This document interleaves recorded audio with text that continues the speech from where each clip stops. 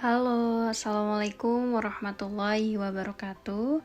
Bertemu kembali dengan kelompok 4, mahasiswa PPG Prajabatan Universitas Pendidikan Indonesia.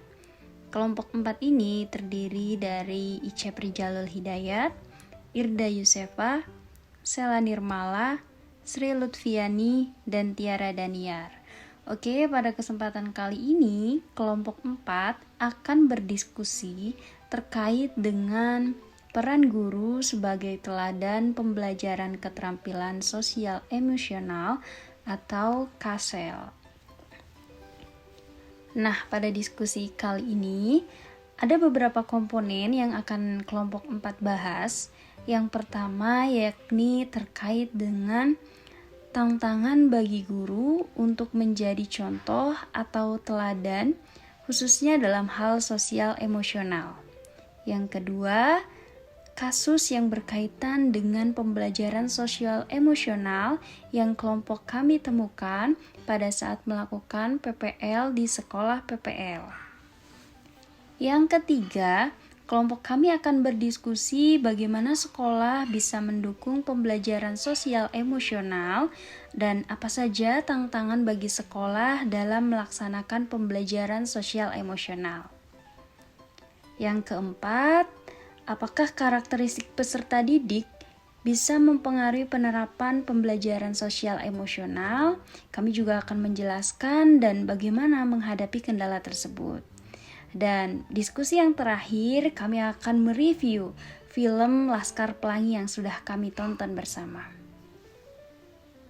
Baik, langsung saja kita mulai diskusi dengan membahas tentang tantangan bagi guru untuk menjadi contoh atau teladan, khususnya dalam hal sosial emosional.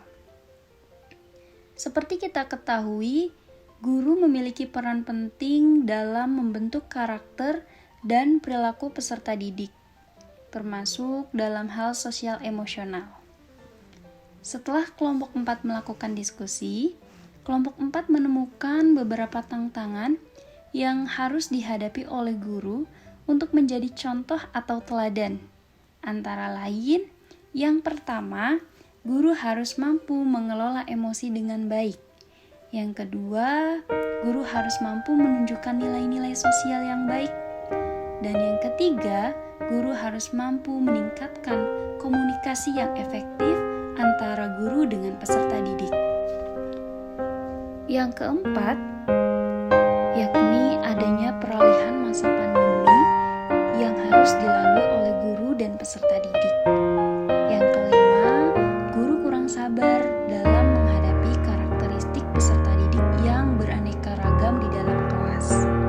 Dan yang terakhir, kadangkala guru mengalami kesulitan dalam memetakan kebutuhan peserta didik. Baik, diskusi selanjutnya yakni terkait dengan kasus yang berkaitan dengan pembelajaran sosial emosional.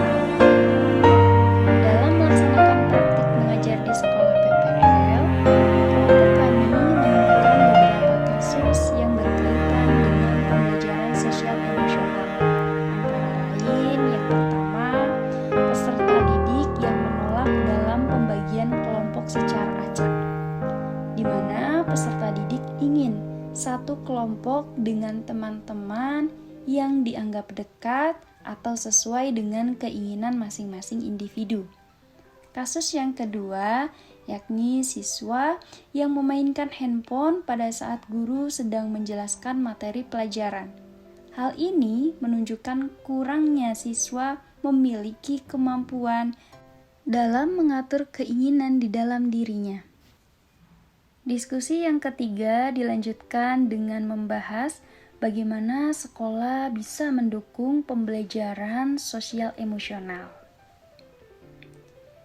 Dalam mendukung pembelajaran sosial emosional, ada beberapa hal yang dapat dilakukan oleh pihak sekolah. Antara lain, 1. Mengadakan pelatihan bagi guru untuk mendukung pembelajaran sosial emosional. Yang kedua, membuat program pembelajaran sosial emosional yang terstruktur dan sistematis. Dan yang ketiga, menyediakan forum diskusi dan konsultasi yang dapat menunjang proses pembelajaran sosial emosional. Dan yang keempat, mengintegrasikan pembelajaran sosial emosional ke dalam kurikulum sekolah dan setiap mata pelajaran.